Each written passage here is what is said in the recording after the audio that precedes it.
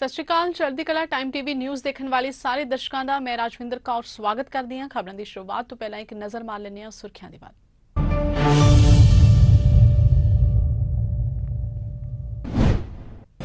प्रधानमंत्री नरेंद्र मोदी ने किया बायोटेक स्टार्टअप एक्सपो 2022 का उद्घाटन। भारत की बायोटेक्नोलॉजी आधारित अर्थव्यवस्था 8 गुणा बढ़ के $80 अरब हुई।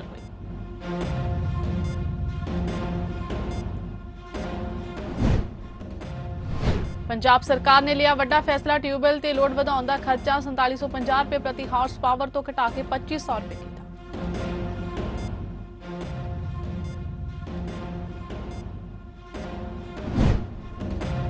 संसद मैंबर हरसिमरत कौर बादल ने जेल च बंद विक्रम मजीठिया नाल कीती मुलाकात। हरसिमरत बादल ने डीजीपी जेल हरप्रीत सिंह सिद्धू ते लाए गंभीर दोष। मजीठिया नूं 8x8 के कमरे च बंद करके जुल्म किया जाए।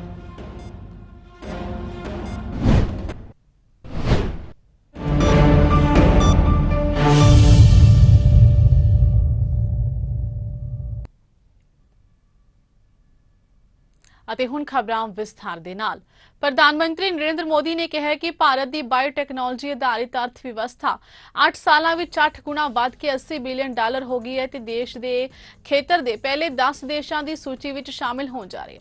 ਉਹਨਾਂ ਕਿਹਾ ਕਿ ਭਾਰਤ ਵਿੱਚ 2014 ਵਿੱਚ ਜਿੱਥੇ ਸਿਰਫ 6 ਬਾਇਓ ਇਨਕਿਊਬੇਟਰ ਸਨ, ਅੱਜ ਇਹਨਾਂ ਦੀ ਗਿਣਤੀ ਵੱਧ ਕੇ 75 ਹੋ ਗਈ। ਇਸ ਦੌਰਾਨ ਦੇਸ਼ ਵਿੱਚ ਬਾਇਓਟੈਕਨੋਲੋਜੀ ਉਤਪਾਦਾਂ ਦੀ ਗਿਣਤੀ 10 ਤੋਂ ਵੱਧ ਕੇ 700 ਤੋਂ ਵੱਧ ਹੋ ਗਈ। ਉਹਨਾਂ ਕਿਹਾ ਕਿ ਅੱਜ ਦੁਨੀਆ ਨੇ ਭਾਰਤ ਦੇ ਬਾਇਓਟੈਕਨੋਲੋਜੀ ਖੇਤਰ ਵਿੱਚ ਇੰਜੀਨੀਅਰਾਂ ਤੇ ਮਾਹਿਰਾਂ ਦੀ ਉਸੇ ਤਰ੍ਹਾਂ ਮੰਗ ਕਰਨੀ शुरू की है जिस तरह साडे सूचना तकनोलॉजी पेशेवरां दी। दस दिए कि पीएम मोदी ने प्रगति मैदान विखे बायोटेक स्टार्टअप एक्सपो 2022 का उद्घाटन किया। इस खेत्र में स्वै निर्भर भारत मिशन को मजबूत करने लिए आयोजित किया गया।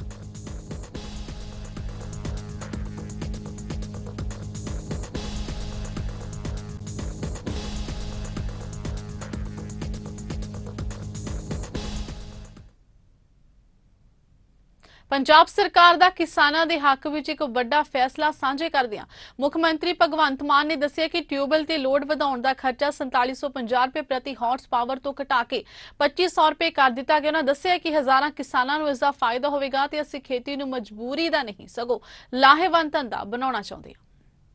एक मुश्किल होर सी जिहड़ी कि ਵੱਖ-ਵੱਖ पंजाब दे इलाकिਆਂ ਦੇ ਵਿੱਚ किसानां ਵੱਲੋਂ ਸਾਨੂੰ ਦੱਸੀ ਜਾ ਰਹੀ ਸੀ, ਮੰਗ ਵੀ ਸੀ कि ਜਿਹੜੀਆਂ ਖੇਤਾਂ ਦੇ ਵਿੱਚ ਟਿਊਬਵੈਲਾਂ ਤੇ ਮੋਟਰਾਂ ਲੱਗੀਆਂ ਨੇ, ਬਹੁਤ ਸਾਰੇ ਕਿਸਾਨ ਉਹਨਾਂ ਦਾ ਲੋਡ ਵਧਾਉਣਾ ਚਾਹੁੰਦੇ ਨੇ, ਹਾਰਸ ਪਾਵਰ ਦਾ ਲੋਡ ਵਧਾਉਣਾ ਚਾਹੁੰਦੇ ਨੇ, ਪਰ ਲੋਡ ਵਧਾਉਣ ਦਾ ਜਿਹੜਾ ਖਰਚਾ ਹੈ ਉਹ ਬਹੁਤ ਜ਼ਿਆਦਾ ਹੈ। ਇਸ ਕਰਕੇ ਉਹ ਇਹ ਨਹੀਂ ਕਰ ਸਕਦੇ। ਤਾਂ ਅਸੀਂ ਉੱਚ ਅਧਿਕਾਰੀਆਂ ਨਾਲ ਮੀਟਿੰਗ ਕਰਕੇ ਫੈਸਲਾ ਕੀਤਾ ਹੈ। ਮੈਂ ਉਹ ਫੈਸਲਾ ਬੜੀ ਖੁਸ਼ੀ ਨਾਲ ਤੁਹਾਡੇ ਨਾਲ ਸਾਂਝਾ ਕਰ ਰਿਹਾ ਕਿ ਮੋਟਰ ਦਾ ਲੋਡ ਵਧਾਉਣ ਦਾ ਜਿਹੜਾ 1 ਹਾਰਸ ਪਾਵਰ ਦਾ ਪਹਿਲਾਂ 4750 ਰੁਪਏ ਸੀ, ਉਹਨੂੰ ਘਟਾ ਕੇ ਤੁਹਾਡੀ ਆਪਣੀ ਪੰਜਾਬ ਦੀ ਆਮ ਆਦਮੀ ਪਾਰਟੀ ਦੀ ਗਵਰਨਮੈਂਟ ਜਿਹੜੀ ਹੈ ਉਹ 2500 ਰੁਪਏ ਕਰ ਰਹੀ ਹੈ। 4750 ਤੋਂ ਘਟਾ ਕੇ 2500 ਰੁਪਏ ਕਰ ਰਹੇ ਹਾਂ।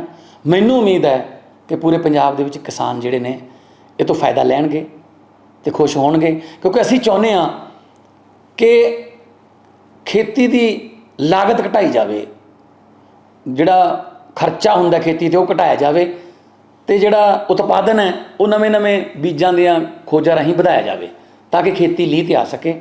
पंजाब च पिछले 24 घंटिया दौरान कोरोना कारण कोई मौत नहीं हुई है, जदों कि 31 नवे केस सामने आए ने, जिस कारण एक्टिव मरीजों की गिनती 157 हो गई, जदों कि सूबे विच हुण तक कुल पॉजिटिव मरीजों की गिनती 7,60,548 है, जदों कि 7,42,637 मरीज ठीक होकर घरां नूं परत चुके हैं।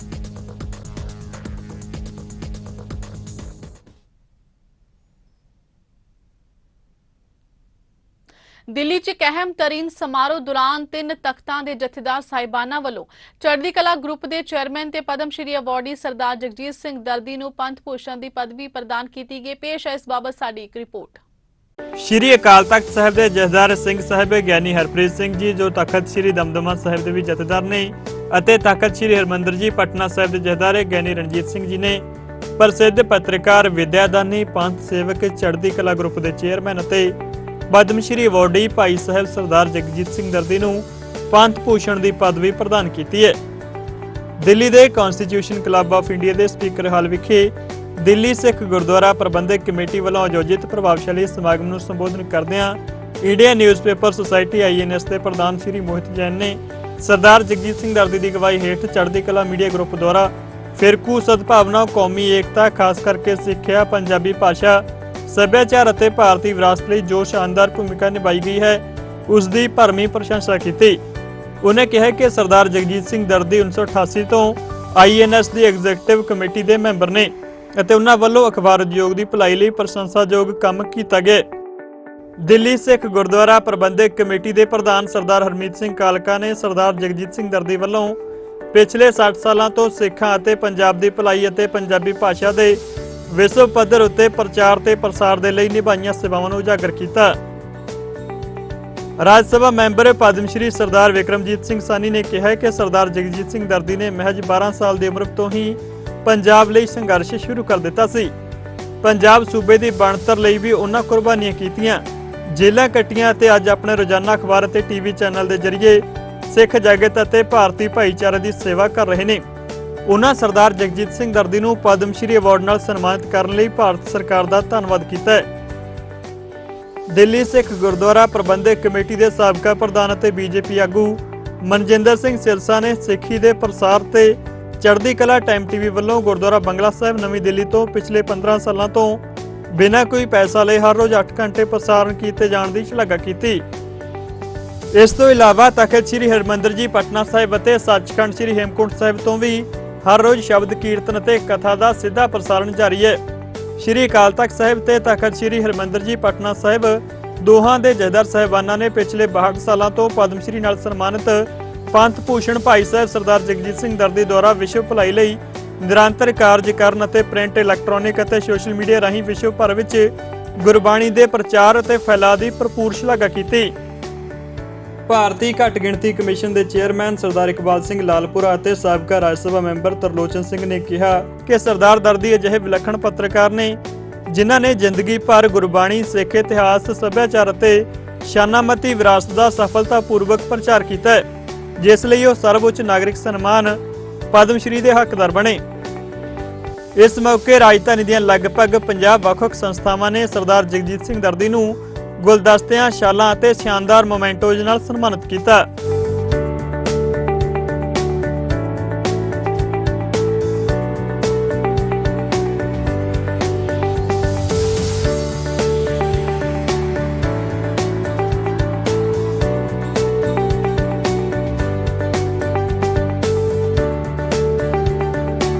ਇਸ ਮੌਕੇ ਸਰਦਾਰਨੀ ਜਸਵਿੰਦਰ ਕੌਰ ਦਰਦੀ, ਚੜ੍ਹਦੀ ਕਲਾ ਗਰੁੱਪ ਦੇ director Sardar Harpreet Singh Dardi, CEO doctor Inderpreet Kaur Dardi ਤੋਂ ਇਲਾਵਾ Sardar JP Singh, Amritpal Singh, Amarjit Singh MD Sahil fashion Bazaar, Tarlochan Singh ਸਾਬਕਾ MP, ਡਾਕਟਰ ਜਸਪਾਲ ਸਿੰਘ ਸਾਬਕਾ ਵਾਈਸ ਚਾਂਸਲਰ ਅਤੇ ਮੌਜੂਦਾ ਮੈਂਬਰ ਘੱਟ ਗਿਣਤੀ ਸਿੱਖਿਆ commission, professor of journalism doctor Harjinderpal Singh Walia, Bhai Sahib Bhai ਚਮਨਜੀਤ Singh ji, Lal Singh Sahib, Giani Ranjit Singh ji, head granthi Gurdwara Bangla Sahib, national integrated forum of artists ਦੇ ਪ੍ਰਧਾਨ Pritpal Singh Pannu, all India Sikh forum ਦੇ ਪ੍ਰਧਾਨ professor Harmeet Singh, young progressive Sikh forum ਦੇ ਪ੍ਰਧਾਨ doctor Pravleen Singh, world Sikh chamber of commerce ਦੇ ਪ੍ਰਧਾਨ ਸਰਦਾਰ ਮਨਦੀਪ ਸਿੰਘ ਚੱਡਾ ਅਤੇ ਪੰਜਾਬੀ ਪ੍ਰਮੋਸ਼ਨ ਕਾਉਂਸਲ ਦੇ ਪ੍ਰਧਾਨ ਜਸਵੰਤ ਸਿੰਘ ਬੋਬੀ ਵੀ ਹਾਜ਼ਰ ਰਹੇ।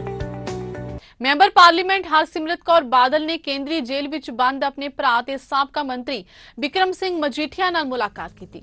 ਹਰਸਿਮਰਤ ਕੌਰ ਬਾਦਲ ਨੇ DGP ਜੇਲ੍ਹਾਂ ਹਰਪ੍ਰੀਤ ਸਿੰਘ ਸਿੱਧੂ ਤੇ ਗੰਭੀਰ ਦੋਸ਼ ਲਾਏ ਨੇ। ਬੀਬੀ ਬਾਦਲ ਨੇ ਕਿਹਾ ਕਿ ਬਿਕਰਮ ਅੰਡਰ ਟ੍ਰਾਇਲ ਨੇ ਤੇ ਉਸ ਨੂੰ 8x8 ਦੇ ਕਮਰੇ 'ਚ ਬੰਦ ਕਰਕੇ ਜ਼ੁਲਮ ਕੀਤਾ ਜਾ ਰਿਹਾ। ਕਾਂਗਰਸੀ ਆਗੂ ਨੂੰ ਇਲਾਜ ਦੇ ਬਹਾਨੇ ਹਸਪਤਾਲ ਦੇ 에ਅਰ ਕੰਡੀਸ਼ਨ ਕਮਰਿਆਂ ਵਿੱਚ ਰੱਖਿਆ ਗਿਆ। ਬਾਦਲ ਨੇ ਕਿਹਾ ਕਿ DGP ਹਰਪ੍ਰੀਤ ਸਿੰਘ ਸਿੱਧੂ ਪਰਿਵਾਰਕ ਝਗੜੇ ਦੇ ਰੰਜਿਸ਼ ਦੇ ਚੱਲਦਿਆਂ ਬਿਕਰਮ ਨਾਲ ਕਿੜ ਕੱਢ ਰਹੇ ਨੇ। ਹਰਸਿਮਰਤ ਕੌਰ ਨੇ ਕਿਹਾ ਕਿ ਪਹਿਲਾਂ ਕੈਪਟਨ ਅਮਰਿੰਦਰ ਸਿੰਘ ਨੇ ਹਰਪ੍ਰੀਤ ਸਿੱਧੂ ਨੂੰ STF ਮੁਖੀ ਬਣਾਈ ਰੱਖਿਆ।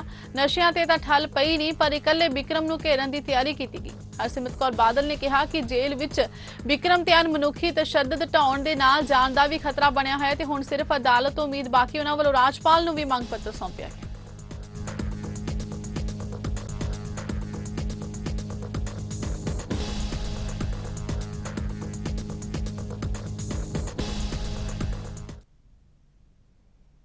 ਸ਼੍ਰੀ ਅਕਾਲ ਤਖ਼ਤ ਸਾਹਿਬ ਦੇ ਜਥੇਦਾਰ ਵੱਲੋਂ ਪਿਛਲੇ ਦਿਨੀ ਈਸਾਈ ਪ੍ਰਚਾਰਕਾਂ ਵੱਲੋਂ ਸਿੱਖਾਂ ਦੇ ਕੀਤੇ ਜਾ ਰਹੇ ਕਥਿਤ ਧਰਮ ਪਰਿਵਰਤਨ ਤੇ ਚਿੰਤਾ ਪ੍ਰਗਟ ਕਰਨ ਤੋਂ ਬਾਅਦ ਸ਼੍ਰੋਮਣੀ ਕਮੇਟੀ ਨੇ ਧਰਮ ਪ੍ਰਚਾਰ ਦੀ ਲਹਿਰ ਨੂੰ ਤੇਜ਼ ਕਰਨ ਦਾ ਫੈਸਲਾ ਕੀਤਾ ਹੈ।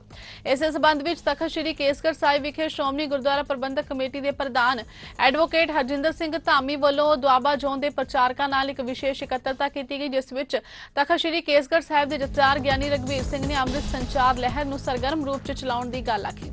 ਪ੍ਰਚਾਰਕਾਂ ਨਾਲ ਇਕੱਤਰਤਾ ਤੋਂ ਬਾਅਦ ਸ਼੍ਰੋਮਣੀ ਕਮੇਟੀ ਪ੍ਰਧਾਨ ਐਡਵੋਕੇਟ ਧਾਮੀ ਨੇ ਧਰਮ ਪ੍ਰਚਾਰ ਦੀ ਲਹਿਰ ਤੇਜ਼ ਕਰਨ ਦੀ ਜਾਣਕਾਰੀ ਦਿੱਤੀ। ਸ਼੍ਰੋਮਣੀ ਗੁਰਦੁਆਰਾ ਪ੍ਰਬੰਧਕ ਕਮੇਟੀ ਵੱਲੋਂ ਧਰਮ ਪ੍ਰਚਾਰ ਦੇ ਚੱਲਦੇ ਵਹੀਰ ਜਿਹੜੇ ਆ ਉਹ ਸ਼ੁਰੂ ਕੀਤੇ ਗਏ ਆ, ਜਿਹਦੇ ਵਿੱਚ ਸਾਡੇ ਮੁੱਖ ਤੌਰ ਤੇ 3 ਜ਼ੋਨ ਆ, ਜਿਨ੍ਹਾਂ ਦੇ ਵਿੱਚ ਮਾਝਾ ਜ਼ੋਨ, ਮਾਲਵਾ ਜ਼ੋਨ ਤੇ ਦੁਆਬਾ ਜ਼ੋਨ। ਮਾਲਵਾ ਜ਼ੋਨ ਦੇ ਵਿੱਚ ਪਹਿਲਾਂ ਸਾਡੀ ਦੁੱਖ ਨਿਵਾਰਨ ਸਾਹਿਬ ਵਿਖੇ ਹਫ਼ਤਾ ਕੁ ਪਹਿਲਾਂ ਮੀਟਿੰਗ ਹੋ ਗਈ ਸੀ। ਸਾਰੇ ਮੈਂਬਰ ਸਾਹਿਬਾਨ ਤੇ ਪ੍ਰਚਾਰਕ ਸਾਹਿਬਾਨ ਸਾਰੇ ਉਹਦੇ ਵਿੱਚ ਪਹੁੰਚੇ ਸੀ ਤੇ ਉਹਦੇ ਵਿੱਚ ਪ੍ਰਚਾਰਕਾਂ ਦਾ ਤੇ ਢਾਡੀ ਕਮਿਸ਼ਨਾਂ ਦਾ ਉਹ ਸਾਰੀਆਂ ਡਿਊਟੀਆਂ ਲਾ ਕੇ ਉਹਦੀ ਇੱਕ ਸਰਦਾਰ ਸਰਬਜੀਤ ਸਿੰਘ ਢੋਟੀਆਂ ਜਿਹੜਾ ਸਾਡਾ ਪ੍ਰਚਾਰਕ ਹੈ ਉਹਦੀ ਮੁੱਖ ਤੌਰ ਤੇ ਡਿਊਟੀ ਲਾਈ ਆ, ਜੋ ਕਿ ਹਲਕੇ ਦਾ ਇੰਚਾਰਜ ਹੈ। ਇਸੇ ਤਹਿਤ ਅੱਜ ਦੁਆਬਾ ਜ਼ੋਨ ਦੀ ਇਹ ਵੱਡੀ ਮੀਟਿੰਗ ਜਿਹੜੀ ਇੱਥੇ ਸ੍ਰੀ ਅਨੰਦਪੁਰ ਸਾਹਿਬ ਕੀਤੀ ਗਈ। ਸ਼੍ਰੀ ਅਕਾਲ ਤਖ਼ਤ ਸਾਹਿਬ ਦੇ ਕਾਰਜਕਾਰੀ ਜਥੇਦਾਰ ਗਿਆਨੀ ਹਰਪ੍ਰੀਤ ਸਿੰਘ ਤੇ ਤਖ਼ਤ ਸ਼੍ਰੀ ਹਰਮੰਦਰ ਜੀ ਪਟਨਾ ਸਾਹਿਬ ਦੇ ਜਥੇਦਾਰ ਗਿਆਨੀ ਰਣਜੀਤ ਸਿੰਘ ਗਹੋਰੇ ਮਸਕੀਨ ਦਿੱਲੀ ਸਿੱਖ ਗੁਰਦੁਆਰਾ ਪ੍ਰਬੰਧਕ ਕਮੇਟੀ ਦੇ ਮੈਂਬਰ ਪਰਮਜੀਤ ਸਿੰਘ ਖੁਰਾਣਾ ਦੇ ਗ੍ਰਹਿ ਵਿਖੇ ਪਹੁੰਚੇ। ਇਸ ਮੌਕੇ ਉਹਨਾਂ ਨੇ ਪੰਥਕ ਮਾਮਲਿਆਂ ਤੇ ਵਿਚਾਰ ਵਟਾਂਦਰਾ ਕੀਤਾ। ਇਸ ਮੌਕੇ ਸ਼੍ਰੋਮਣੀ ਅਕਾਲੀ ਦਲ ਦਿੱਲੀ ਦੇ ਪ੍ਰਧਾਨ ਪਰਮਜੀਤ ਸਿੰਘ ਸਰਨਾ, ਤਖ਼ਤ ਸ਼੍ਰੀ ਹਰਮੰਦਰ ਜੀ ਪਟਨਾ ਸਾਹਿਬ ਦੀ ਪ੍ਰਬੰਧਕ ਕਮੇਟੀ ਦੇ ਪ੍ਰਧਾਨ ਅਵਤਾਰ ਸਿੰਘ ਹਿੱਤ ਵੀ ਮੌਜੂਦ ਰਹੇ। ਇਸ ਮੌਕੇ ਜਥੇਦਾਰ ਸਾਹਿਬਾਨ ਦਾ ਸਨਮਾਨ ਵੀ ਕੀਤਾ ਗਿਆ।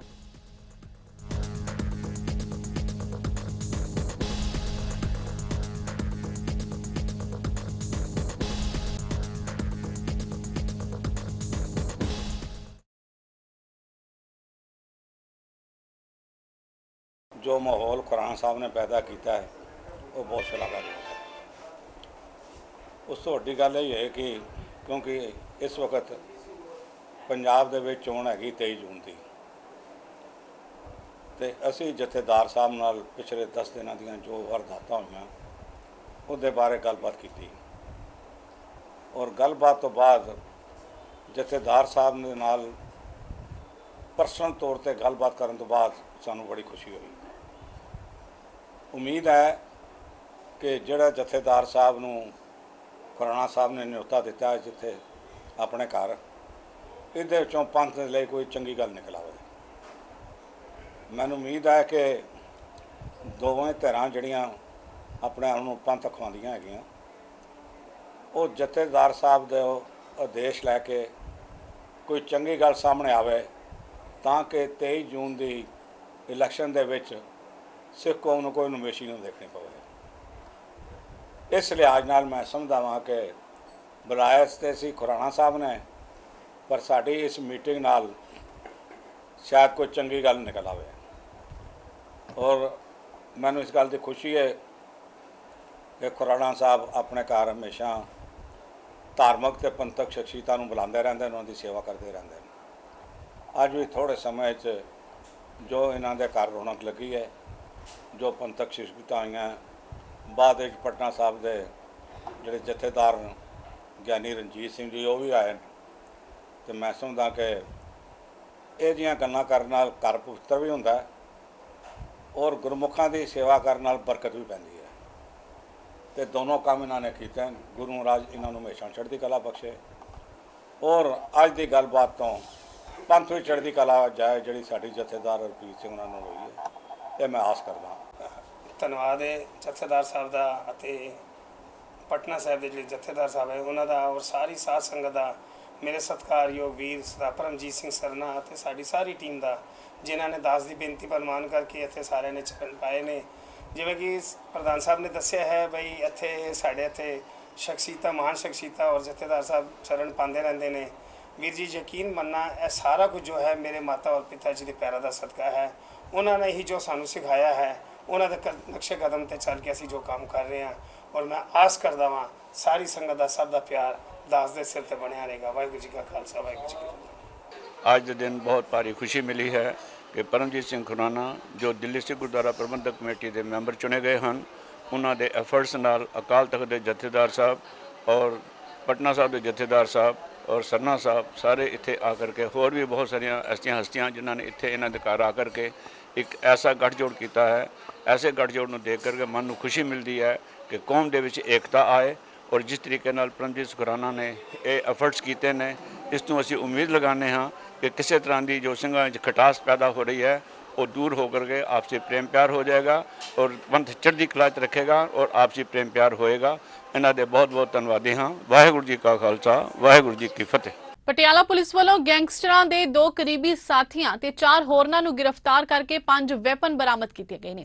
ਪਟਿਆਲਾ ਦੇ ਐਸਐਸਪੀ ਦੀਪਕ ਪਾਰਿਕ ਨੇ ਕਿਹਾ ਕਿ ਪਟਿਆਲਾ ਦੇ ਸੀਆਈਏ ਸਟਾਫ ਨੇ ਗੈਂਗਸਟਰਾਂ ਦੇ 2 ਕਰੀਬੀ ਸਾਥੀ ਸੰਦੀਪ ਸਿੰਘ ਉਰਫ ਟੋਪ, ਜਸਵਿੰਦਰ ਸਿੰਘ ਉਰਫ ਜੱਸ ਨੂੰ ਬੱਸ ਅੱਡਾ ਪਿੰਡ ਬਰਸਟ ਸੰਗਰੂਰ ਰੋਡ ਤੋਂ ਗ੍ਰਿਫਤਾਰ ਕੀਤਾ ਹੈ, ਜਿਨ੍ਹਾਂ ਕੋਲੋਂ 4 ਪਿਸਟਲ, 32 ਬੋਰ ਸਮੇਤ 16 ਰੌਂਦ 32 ਬੋਰ ਦੇ ਬਰਾਮਦ ਕੀਤੇ ਨੇ। ਇਹਨਾਂ ਤੋਂ ਇਲਾਵਾ 4 ਮੁਲਜ਼ਮ ਹੋਰ ਕਾਬੂ ਕੀਤੇ ਗਏ ਨੇ, ਜਿਨ੍ਹਾਂ ਪਾਸੋਂ ਵੀ ਅਸਲਾ ਬਰਾਮਦ ਕੀਤਾ ਗਿਆ।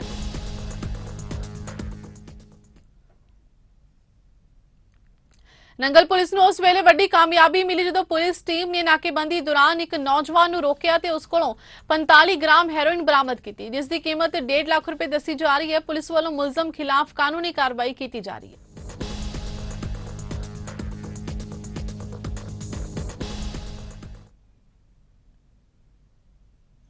ਇਸ ਦੇ ਨਾਲ ਹੀ ਖਬਰਾਂ ਦਾ ਸਿਲਸਿਲਾ ਇੱਥੇ ਸਮਾਪਤ ਹੁੰਦਾ ਹੈ। ਨਵੀਆਂ ਤੇ ਤਾਜ਼ਾ ਖਬਰਾਂ ਦੇ ਨਾਲ ਫਿਰ ਹਾਜ਼ਰ ਹੋਵਾਂਗੇ। ਤਦ ਤੱਕ ਲਈ ਦਿਓ ਇਜਾਜ਼ਤ। ਧੰਨਵਾਦ।